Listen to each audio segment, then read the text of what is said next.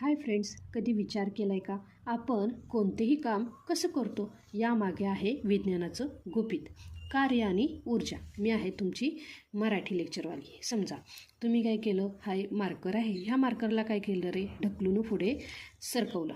इथे तुम्ही काय केलं रे, बल लावलं आणि तो काय झालं रे, हे जे काही मार्कर आहे हा काय झालं रे, पुढे सरकला. म्हणजेच काय झालं रे, कार्य झालं. आता कार्य म्हणजेच काय, जे तुम्ही लावलेलं बल आणि ह्या बलामुळे त्या वस्तूने केलेले एका ठिकाणाहून दुसऱ्या ठिकाणी गेले म्हणजेच झालेलं विस्थापन. पण बघा रे, हे कार्य करण्यासाठी काय लागतं रे, तर ती लागते ऊर्जा. कार्य करण्याची क्षमता म्हणजे ऊर्जा. जेवढी जास्त ऊर्जा तेवढं जास्त कार्य. सोपं आहे ना.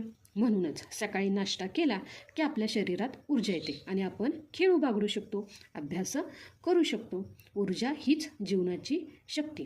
पुढच्या व्हिडिओमध्ये भेटूया. तुमची मराठी लेक्चरवाली.